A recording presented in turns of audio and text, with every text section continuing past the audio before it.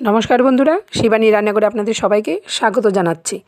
এই শীতের মৌসুমে চলে আসলাম, নতুন আলুর দম আপনাদের সাথে শেয়ার করব। এখানে 500 গ্রাম আলু নিয়ে নিয়েছি। আলুটা ভালো করে ধুয়ে নিয়েছি, আগে ধুয়ে বেছে কেটে নিয়েছি। দেখতেই পাচ্ছেন ছোট সাইজের আলু পুরো গোটা গোটা রেখেছি। আর আলুটা চারিদিক দিয়ে আমি কাঁটা চামচ দিয়ে ছিদ্র করে দিয়েছি, তাহলে নুন ঝাল আলুর ভেতরে খুব সুন্দরভাবে ঢুকে যায়। এবার কড়াইতে তেল গরম করতে দিয়ে দিয়েছি। আলুটা আমি ভালো করে লবণ আর হলুদ দিয়ে ভেজে নেব।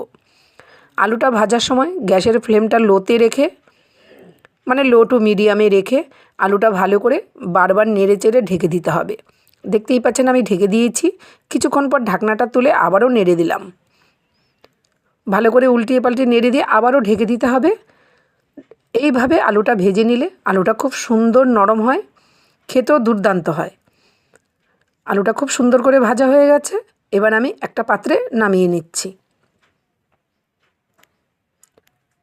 শীতের দিনে এরকম একটা আলুর দম আপনারা লুচি, রুটি, পরোটা যে কোনোর সাথে খেতে পারেন। ফ্রাইড রাইস, পোলাও সব কিছুর সাথে এরকম একটা নিরামিষ আলুর দম দারুণ লাগে। এলাচ, দারচিনি, তেজপাতা, শুকনো লঙ্কা, জিরে ফোড়ন দিয়ে দিয়েছি। খুব সুন্দর একটা গন্ধ বেরিয়ে এসছে।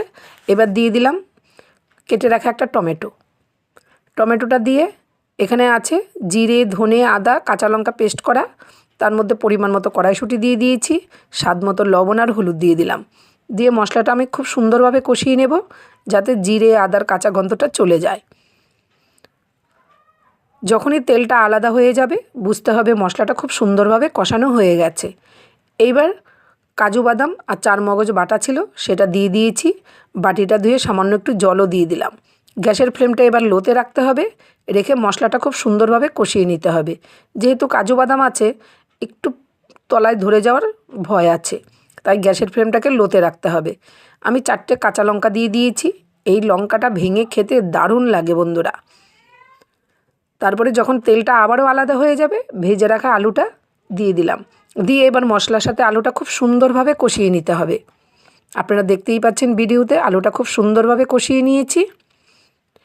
দেখুন আলু থেকেও কিন্তু তেলগুলো পুরো ছেড়ে দিয়েছে। এবার পাশে গরম জল বসানো থাকে সব সময়, সেই গরম জলটা আমি ঢেলে দিলাম, দিয়ে কিছুক্ষণের জন্য ঢেকে দিলাম।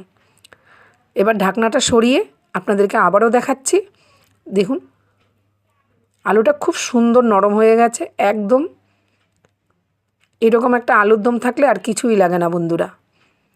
যেহেতু নিরামিষ আলুর দম, স্বাদের ব্যালেন্সের জন্য তো একটু চিনি দিতেই হবে। আমি এখানে মিশ্রি গুঁড়ো দিয়ে দিয়েছি আর একটু গরম মশলা গুঁড়ো দিয়ে দিয়েছি। ব্যাস কমপ্লিট হয়ে গেল আমার শীতের মধ্যে নতুন আলুর দম। আপনারা চাইলে এর মধ্যে ঘি, গরম মশলা, কাসুরি মেথি সবই দিতে পারেন, কিন্তু আমি আজকে শুধু প্লেন গরম মশলা দিয়ে নামিয়ে নিলাম। এইরকম একটা রেসিপি যদি ভালো লেগে থাকে বন্ধুরা, লাইক, কমেন্ট, শেয়ার করে আমার পাশে থাকবেন। আর অবশ্যই আমাকে কমেন্ট করে জানাবেন আমার ভিডিওগুলো আপনাদের কেমন লাগে।